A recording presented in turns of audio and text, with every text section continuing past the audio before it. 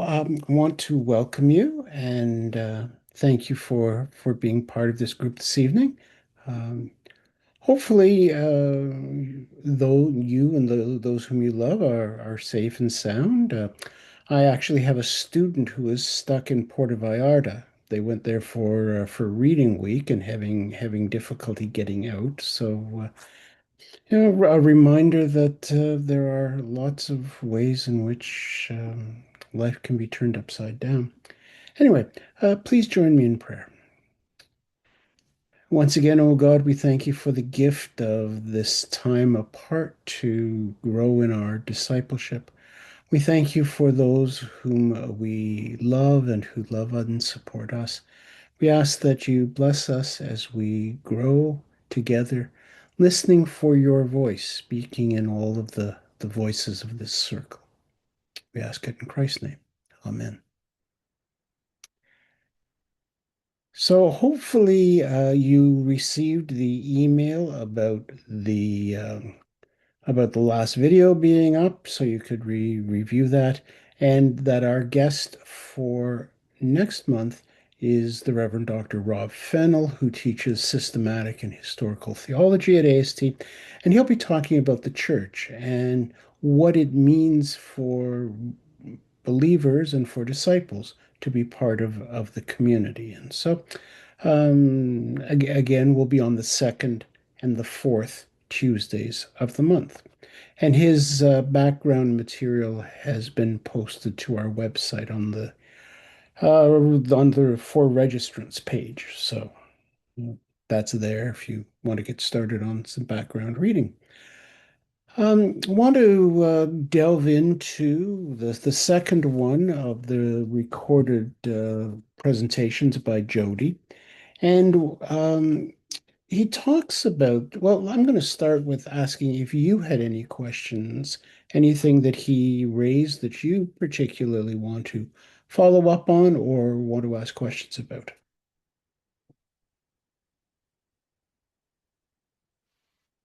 There was a lot of good information in there. I don't have any questions. It was all pretty straightforward. I Okay, found that for the first time, I've actually taken notes during okay, his two sessions.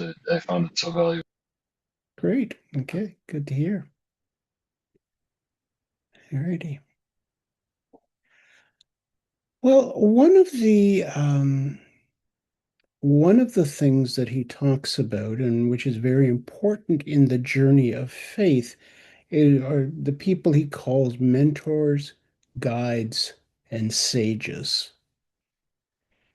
And he makes the point that discipleship is always nurtured in community. Um, I remember decades ago, I know because the youth in the congregation were all excited about it, there was a song saying, I can be a Christian on my own. And whatever that song may have had in terms of artistic merits, it's really bad theology. I know that the idea was that even if my friends aren't Christians, I can still be faithful. I get that. But in fact, Christian discipleship and the life of faith is nourished in community. So I'd like you to think a little bit, and we'll talk about who have been or who are some of the mentors or guides, the sages in your life. Um, who are the people who have helped you grow, and are there any stories about those people that you might want to share?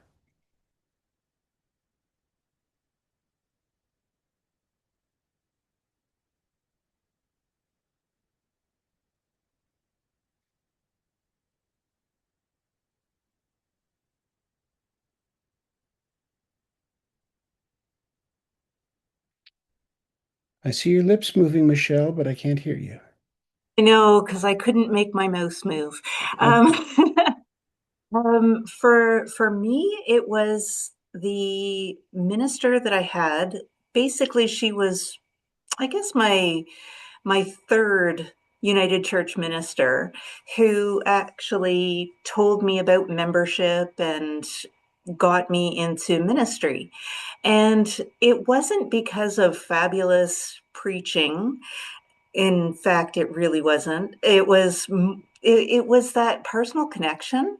So when he was talking about affirming and encouragement, she was 100% so gifted in being able to see what the gifts were from other people and how to nurture those and get people doing the things that they were just made to do. So that was, she really taught me a lot about how to approach discipleship from the perspective of we don't all have the same gifts and how to recognize those in others. Great. Thank you. Thank you for that. Anyone else? I had a couple of ministers that were really had an effect on me. Hmm. One that um, when I my first wife when we had to decide which church to join, this minister, his wife, really knew everybody's name, and it just made and there's a personal contact, and so like Michelle said, both of the two ministers that really affected me reached out and made a personal contact with me.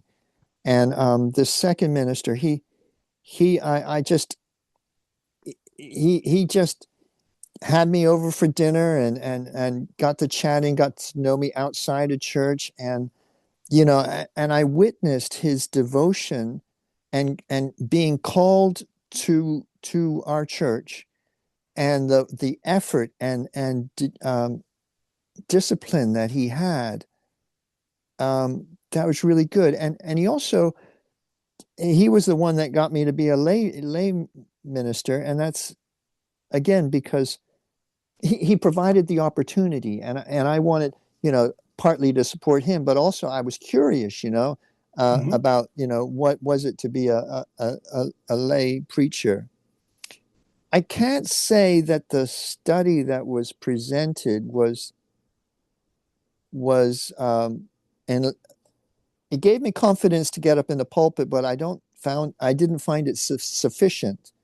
Okay. So I went and I had another certificate through the Anglican Church, which filled that gap. But Hmm. his sincerity, his genuine contact, and the personal relationship, it's critical Hmm. to have that kind of mentor person.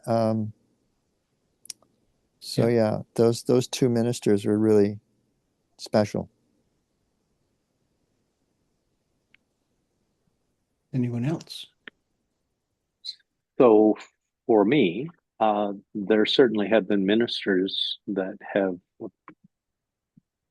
given a positive imprint on me, but probably the single biggest influence and mentor in my Christian walk has been a member of our congregation, Ralph Sams. Ralph has been a longtime member of Woodlawn Church and has been an active, quiet, humble, gracious man who is so giving and so serving and selfless in his service, and has been such an example to me of what I see as affirming Christian leadership. He does not and has never, in my experience, I've never seen him mad or upset. I've never seen him inject his own personal perspective in a circumstance, but has always asked those open ended questions and challenged people to Mhm. consider all viewpoints and perspectives. And he has just been somebody he will never know, although I've shared it privately with him, he will never know how profoundly his imprint is on my Christian faith. Thank you for that. Thank you. Mm, mm. Yeah. Everyone knows Ralph and likes and appreciates it for all those qualities. I have an example that isn't from a minister Yeah. or part of my my faith journey, but it's kind of related. So I was restructured out of a long time job um, back in 2008, right around Christmas time, and that was fine. It was first Christmas I actually had off in many years. But in trying doing proceeding with the job search, of course, the career counseling people suggest you network with people, and that's the best way to find a job. It's well known that that's the case. Um, so I contacted a very good friend of, or I thought he was a good friend of mine, at least somebody I really respected that I'd worked with before, and he agreed to meet. We sat down, we're having coffee, and he said to me, anybody who knows you knows that you're really good to work with, Neil. But he says, your big problem is nobody knows you. So, next time this happens, or make sure that you get out there and get well known before you need to find another job. And that was very good information. And but what it did is it inspired me to actively network since that time. And I've been any chance I get, even if it imposes some of my private time, I attend my professional uh, meetings and things like that. But it's also caused me to teach networking to my students my computer science students at St. Mary's, and really preach at them the need to network and to relationship build. And that's where I think this is connected to what what Jody was saying in his both part two is about relationship building, not being afraid to like people and to be not afraid to build relationships with other people. Hmm. Hmm. And from a project manager's point of view, I keep pointing out to people it's probably your single biggest strength if you can do that, because it's how you get things done in both in the business world and oh, really, the church world too. Hmm. That's all I have to say about that. Yeah. And certainly mentors and guides and sages don't necessarily come in the package of clergy. They come in many, many different. And sometimes it's teachers, sometimes it's relatives, sometimes it can be um, folk at work or wherever. That they have those qualities of affirming and encouraging, but also arguing, because it takes it takes taking somebody seriously in order to argue with them. If you have to care about somebody enough to, if you're going, not just arguing to be objectionable, but arguing so that somehow together you come to the truth. And and that was certainly very clear in the life of Jesus, that when he would confront people, there wasn't a meanness or necessarily a nastiness. It was a, well, can we take this further? And that's a very Jewish sort of practice, that for many people, for that in that culture, actually to argue with somebody is a very high form of respect, because it shows you actually care enough about them and about their opinion. And so if you just let it go by and, oh yeah, okay, then it's not really caring. There's challenging. Who do you have in your circle who is bold enough to challenge and to say, I wonder about that. Is that really what you want to say or what you want to do? And obviously that's not easy to do, and it's sometimes really difficult to hear, but it's part of the discipling and the mentoring process. And of course, there's modeling, and you've all spoken about modeling, and to a very large extent, we are always modeling our faith for good or ill. And it's surprising how those things come back to remind you, for good or ill. Um, Just one example, I remember being told by a colleague this story of a sort of 30 something adult woman in his congregation somewhere, I think it was Calgary, who came to who wanted to become a member, wanted to be confirmed, and so on, and so he was getting to know her and asking about why, what her connection with the church was, and she told him about the minister who had walked with her father into his dying days, and how that minister had looked after the family and so on and so forth. And it turns out that minister was me. Now, to be quite honest with you, when I was told the story, I couldn't remember the funeral. I mean, I couldn't really remember that. I could go back and look it up, but I didn't remember doing anything special. I didn't remember going sort of out of my way or over and above. I don't recall it being particularly difficult. But it's a reminder to me of the importance of what we do in sort of routine circumstances. I mean, for clergy, conducting a funeral, working with a family, that's part of what we do, and it can become very routine. But apparently, the way I conducted myself had an impact on this person, and I remember that story not because it puts me in a good light, but because it reminds me that the things which may feel routine to me, and that what feels routine can varies from person to person, can have a profound impact. I mean, another way of phrasing it is we are always sort of walking advertisements for the faith we claim. You know? And I mean, one of the perennial complaints about Jesus' followers is that they do one thing on Sunday and another thing from Monday to Friday, and that causes the faith to be called into question. We begin to wonder. So um, the the other thing that Jody says, which I think is really important, is that disciples need to like people. Yeah. Yeah, yeah, yeah. I mean, there's nothing wrong with not liking people, and we like people in different ways. But if you're going to be a disciple, it's really important to like people because you're trying to show them the way to Jesus. And so yeah, it's really important to like people. When you think about those people who have mentored you, think a little bit more about what they might have brought you.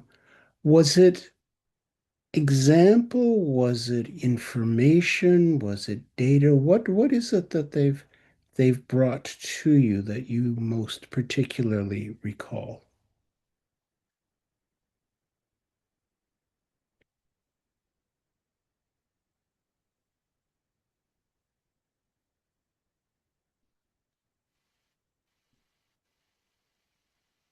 Hmm? Well, for me, it was advice, but then sort of demonstrating that advice by example. Okay. Yeah. Yeah.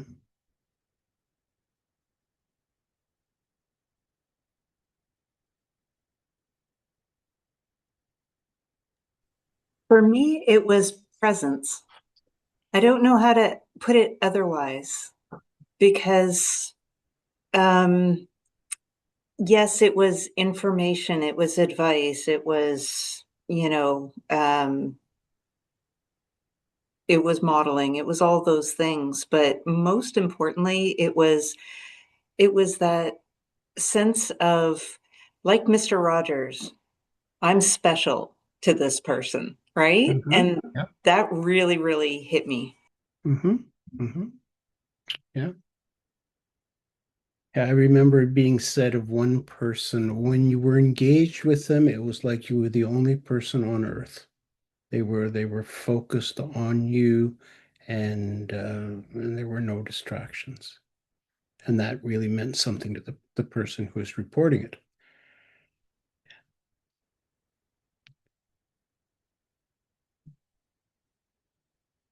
Another aspect of what Jody was talking about was that if we look at the example of Jesus, another thing that we see is that he didn't just make contact with people who were socially acceptable.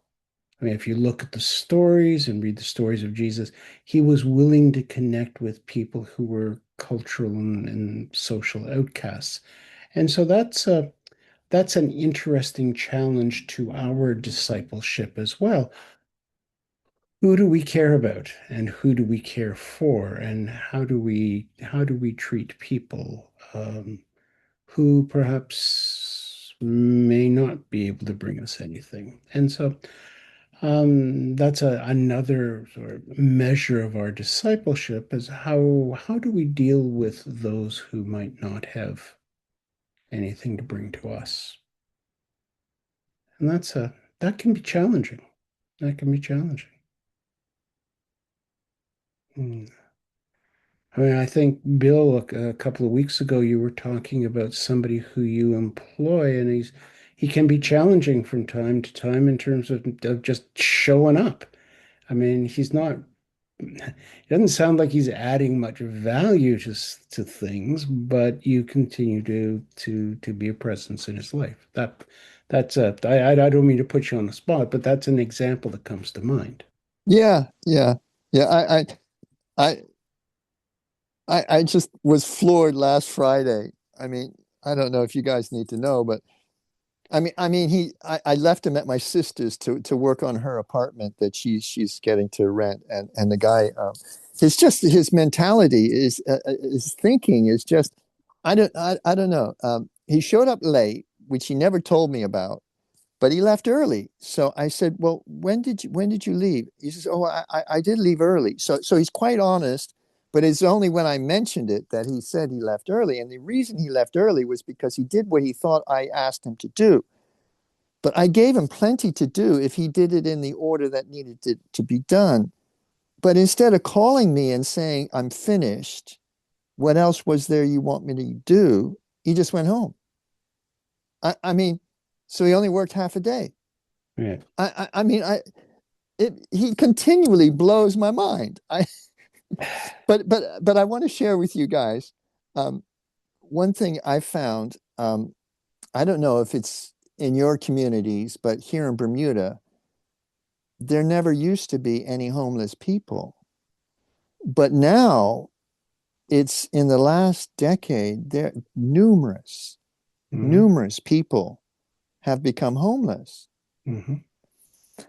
And I've noticed myself as I have grown in faith and become more involved, my reaction to them has changed. And and I've developed a rapport with one or two of them, and it's quite baffling that these people are are really fascinating. One guy I had help. We were doing the church. I mean, we were downtown church, and we were scraping the wall because the painters really weren't doing a good job, and I knew that they weren't going to finish the proper front of the church in a good way. So I thought, okay, well, I'll give him a hand.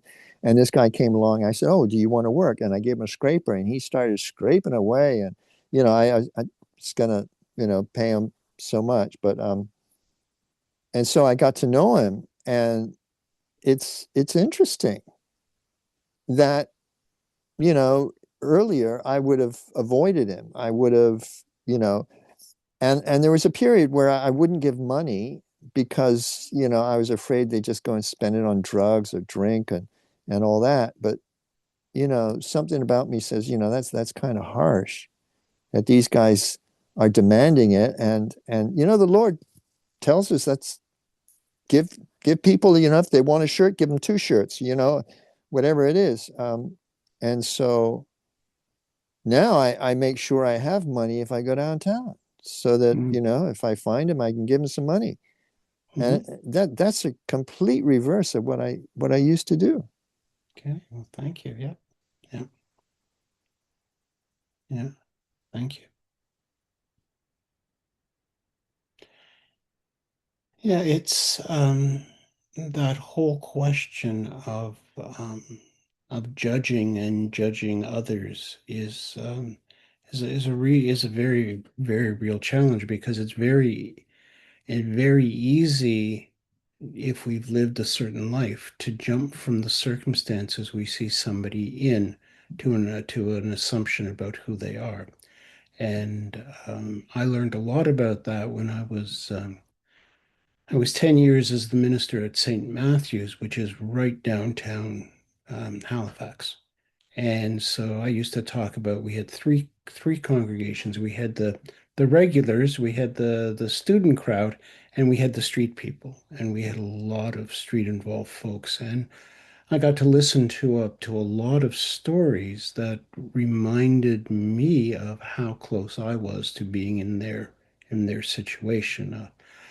A couple of bad decisions or a fall and an acquired brain injury or some bad moves, not far away from that. And one of the things we've seen in Halifax, Dartmouth, certainly, and other places, is the growth of tents and tent encampments in ways that didn't exist, I don't think, pre-COVID, not in the same way. And it's really interesting to listen to the conversations that go on in the public sphere about those who are living in tents, particularly from people who have never encountered any of them. And then to hear some of the stories about, for example, people there might be a couple, they're both working full time at minimum wage jobs, and they just can't afford a place to live. So they're living in a tent, you know, and other examples. And yes, there are people with mental health issues and addiction challenges and so on, but how quickly we might move to render judgment. And so the disciple tries to receive the person as they are without moving into judgment about them. And that's a challenge. I mean, let's be honest, that's a challenge because there can also be matters of like personal security. I mean, I was I was assaulted 3 times while I was the minister at St. Matthew's. And so I'm not unaware of the challenges of what we're talking about. But on the other hand, try to remind myself that this is not indicative of a whole group. But that's tough. That's tough. Michelle. I have a question. Jody was talking about discipleship is 24/7, Hmm. and we're talking right now about challenging people, challenging situations. How do we balance our own? How do we keep from having compassionate burnout and that sort of thing happen when discipleship is 24/7?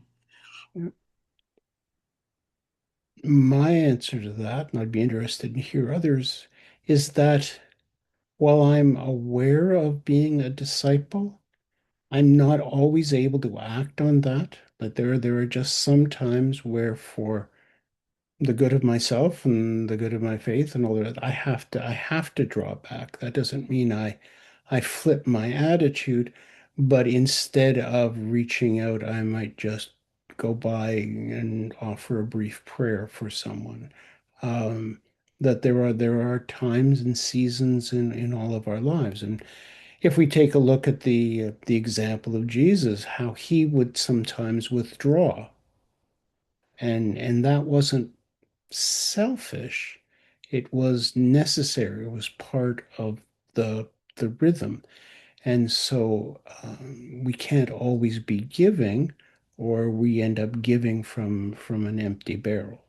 And so there are times when we have to know our limits because, as we all know, one of the worst advertisements is the bitter and burned out former disciple who has nothing good to say about anybody.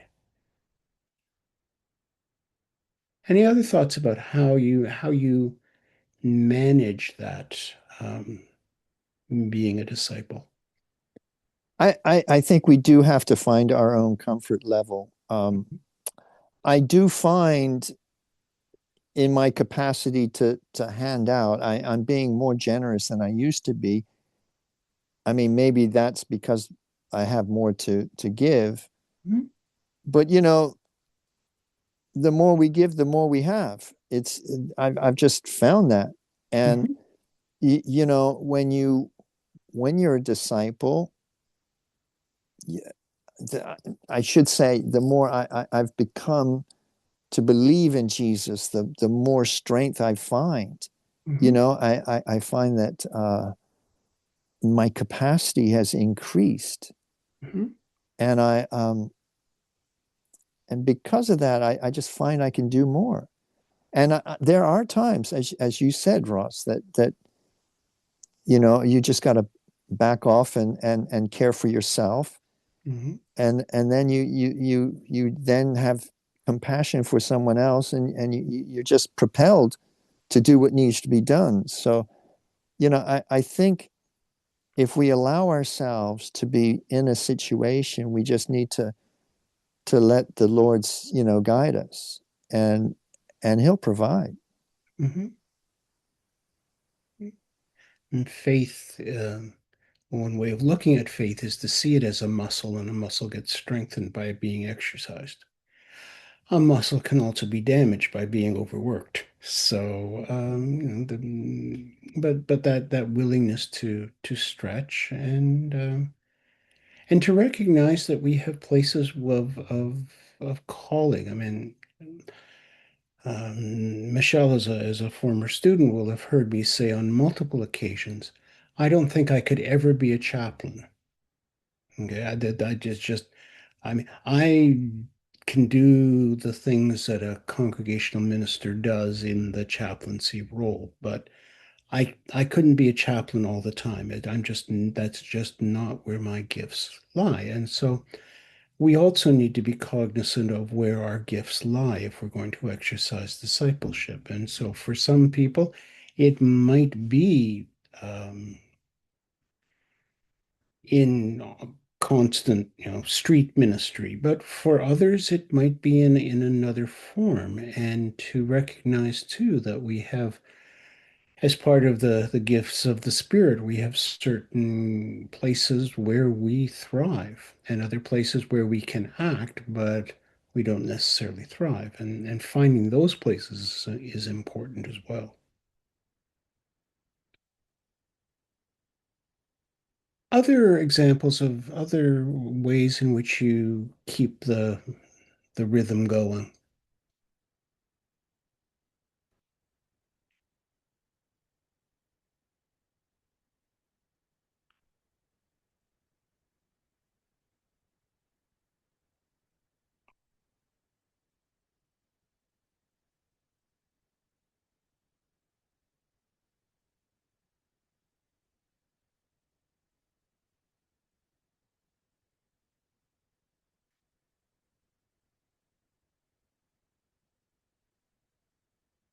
Well, then maybe I could invite you to think about that, to think about how you continue the role of discipleship. Here's another example that I sometimes use. When I was back in the day when I was ordained, we were settled, which means we were put someplace to serve congregations, and they took a city boy and put me in a rural farming setting where I was really out of my depth. Anyway, noticed as I was driving and engaging in the community, there are three different types of tractors. One was the tractor that you often see if you're driving a rural road that has rusted up and frozen tight and is now used as an ornament on the lawn. The other, in the rural area where I lived, tractor pulls were a big deal, and so the local festival and so on. And one of the things that would sometimes happen with these monster tractors is that the engines would flame out quite spectacularly. And then there were the other little tractors. Then in the area where I was, there were a lot of orchards, and there were these little tractors that would putter around the orchards year after year after year. They were doing what they were meant to do. And so um, the image of discipleship that I sometimes use is I want to be like that little tractor. I want to just keep puttering around. I don't want to flame out. I don't want to rust out. I just want to keep puttering along. And so to find out the ways and the things that we can do to putter along. And that's another example that I offer to you to think about. Now, there will also be, as Jody was saying, periods of more intentional practice. Practice the here's a question that he would ask: What is it? What do you do that feeds your discipleship? What are the things, the practices, the activities that feed you? I'm a broken record, Ross. I sing. Yeah. To me, music is a ministry, and Okay. it is at the core of my discipleship. There are many other roles and responsibilities I've taken on in the Hmm. church over my years, but at my core, music fuels me, excites me, energizes me, and gives me the energy for those other areas of discipleship that I then take on.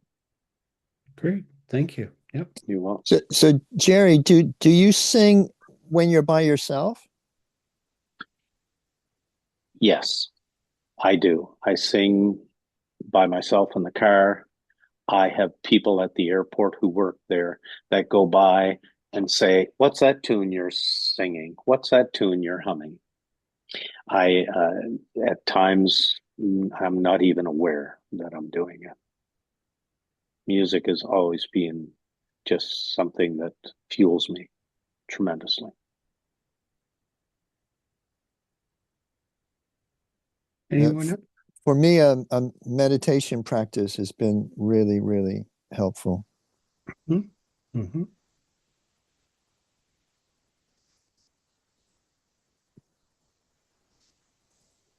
So I follow Jerry's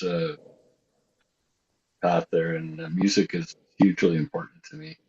And but I don't sing; I play a wind instrument instead on purpose. Mm-hmm. Yep.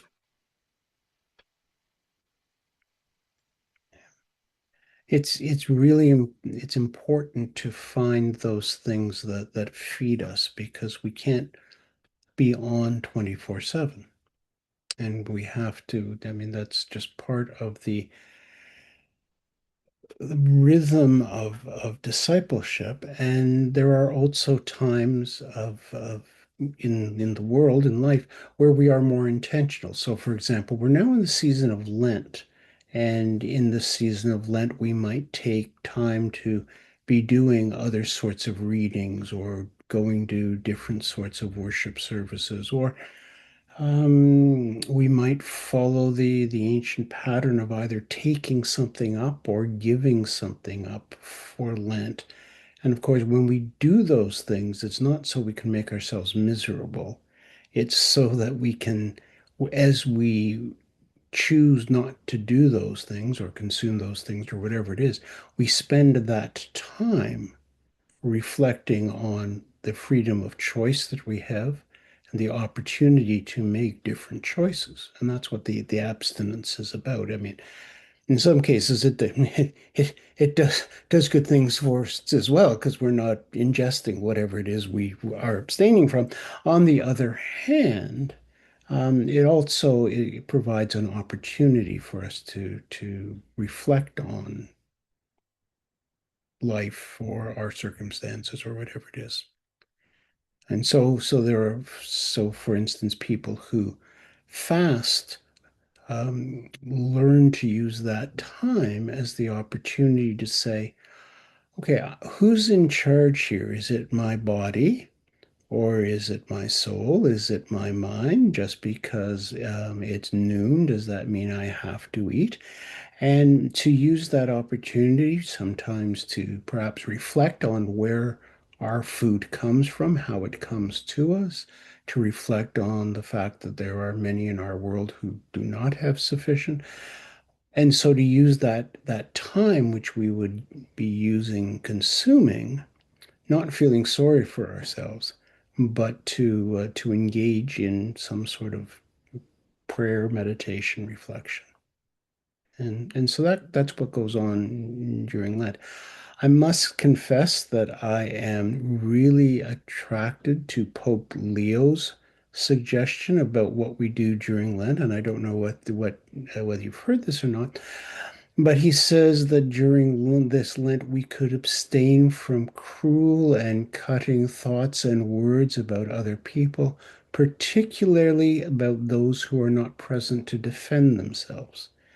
And he talks about that both in our personal conversations and in our public speech and social media and media in general. The idea that we abstain from cruel speech and think about what it means to speak about others. And given the nature of public discourse and what I hear people saying around me these days, that's got a lot of resonance for me. I don't know about anybody else, but it's got a lot of resonance for me. Just, yeah.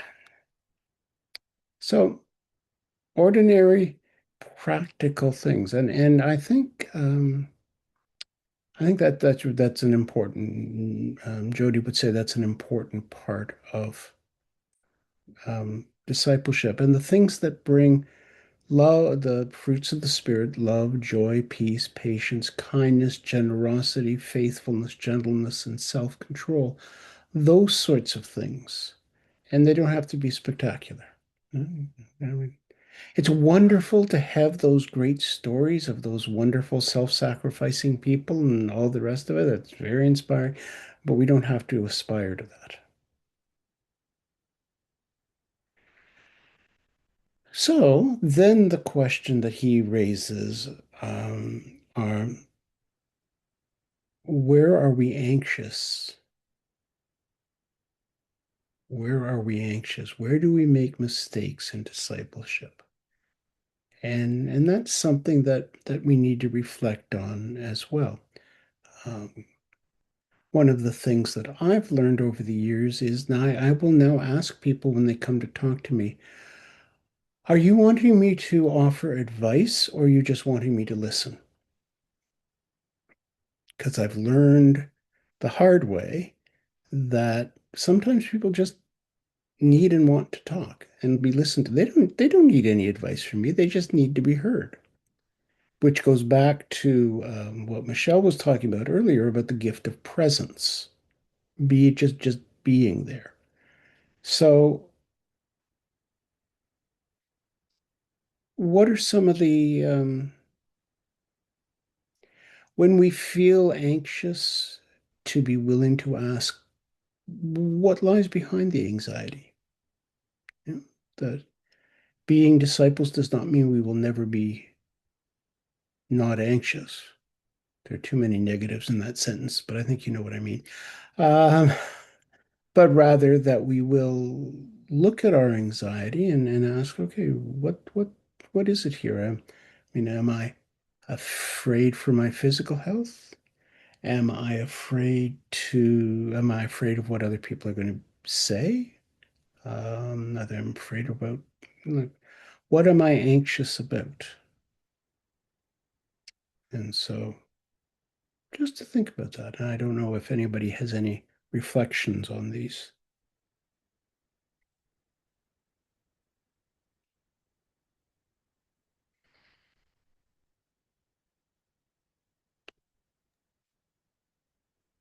On a personal note, for me, I find often when I'm anxious, it's as a result of an imbalance. There's a situation in my life where there's too much conflict, or maybe there's too much joy, too many things going right. And you're waiting for the shoe to drop. Okay. And yeah, I kind of liken it to, a good recipe. It has its ingredients, but it also has its quantities. And when those quantities are out of balance, Mm, the recipe's not good. okay.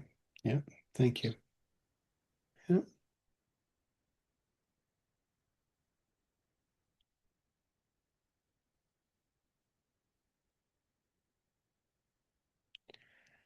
When you feel yourself anxious, what do you do?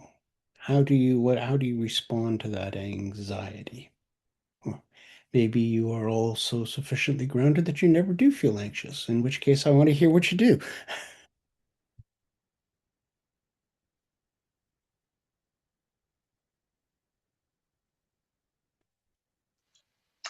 For me, if it's something that I'm anxious about doing, um, as an example, filing income tax or something like that, I have two modes of operation. I either procrastinate it until another time, or I just get on with it and Mhm. do it. Just fight through the anxiety, which usually proves to be much more successful than the other method. But those are my two. Mhm. Yeah, I'm a bit like Neil. I find if I leave it alone for a while, I have time to think about it, and I think just a little space, even sleep on it, um, you see it from a better angle, and Mhm. um, and sometimes, yeah, just like Neil says, you just got to press on and do it.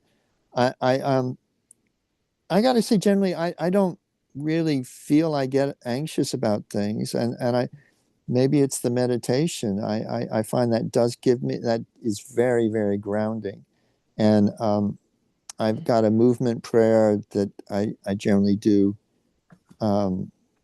daily, and that again, it releases any tension in myself, and I find that mentally the meditation releases anything, and then the movement also does the same thing. So I'm Good. pretty steady myself. I think. Mhm. Mhm. Good. Yeah.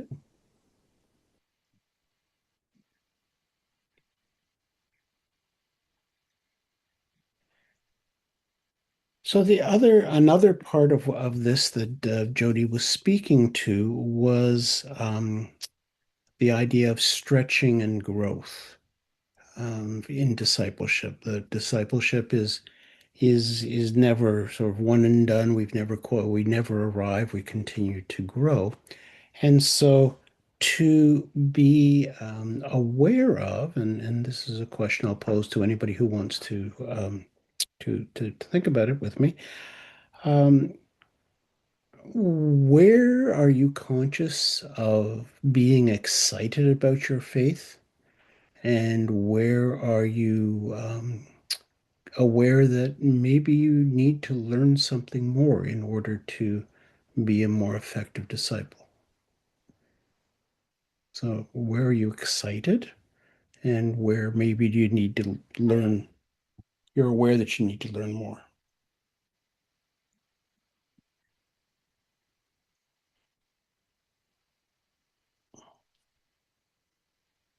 I'm far too hands off about my discipleship, and I think I'm I sorry, need say to that learn again. how to. I am hands off about my discipleship to other Okay. people, Okay. but trying to encourage other than by leading by my own example. So Okay. I could work on that. Okay. Yep. Michelle. For me, what I'm really excited about lately is sharing the Bible with people and really diving into the message and the word and how that can help people. Where I definitely need to grow is on theodicy. And when people come to me and say, why would God let this happen? It's sort of like, eh, God doesn't, well, not just let this happen, but make this happen. It's that sense of, oh my goodness, I don't know where we can sort of meet together and walk together in an idea that I have about that. So Mhm. that's where I really struggle. And I've seen so many people ask that question, and I totally get it. But at the same time, my sense is a little different from theirs, so it's really difficult to answer. Yeah. Mhm. Yeah, yeah. It's so important to ask the right questions because when we ask the right questions, then we ask the wrong questions, we end up someplace which is not necessarily helpful. Anyone else? Places where you're feeling excited or need to, the sense you need to grow?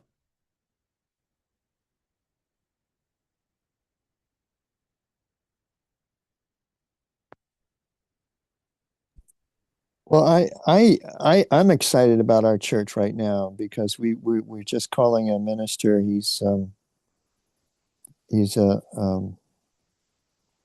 Anglican minister in from England, which is a first for us. We usually get United Church, Hmm. and he's gay, Hmm. he's young, he's black, and In Bermuda, that's a bunch of stuff. Yeah. Okay. so I think we're at a tipping point where, I mean, as you all of you most pretty well know, I was on a task force looking at the church and where do we go from here? And really, you know, if we don't make any headway, the church is going to go under. And and so we're at a tipping point that we're on a road that has only one direction and it's forward. And so we're kind of forced Hmm. to do things that will make us uncomfortable, to do things that we wouldn't normally do, that Right. you know, and people are getting on board and kind of Okay. accepting that, you know, it's make or break. And so for me, I see we need to be a sustainable church. We need to be one that is you know going to be a community that's going to work together and help each other. And I think that that's what it's going to take to keep going. Okay. So for the future of the church, you know, the tipping point is here, and we're starting to fall down. Now, whether we're going to be able to fall with our on our feet or on our head is going to be a different way. Hmm. But Yeah. Okay. you know, with God's help, you know, he'll help us along. Good stuff. Okay. Yeah. Yeah. Well, those are, I mean, even with my very limited knowledge of the Bermuda and the Church of Bermuda, those are big steps. And they and Bermuda is very conservative. In yes. fact, it's only one other church that is really out there supporting gay people. The, it's oh, the hypocrisy is all over the place. All right. And to hear government people say things and oh, Yeah. I don't get me Yeah. started. Yeah. I know. Yeah, I know. I've heard the stories, and yeah. So you really are on the front lines of a significant justice issue, and that can be both extremely rewarding and very demanding. And so to make sure that you're walking together, because when you're making change, which is what you're doing, you need a group of people around you, change agents. Change doesn't happen Mm. solo. And so to be willing to get together. Jeez, did you read that in the local newspaper and be able to talk about the both the good things and the challenges? Well, good for you. Good stuff. Anyone else? Um, is there anything else you wanted to talk about from the material that Jody raised? Anything else that comes to mind?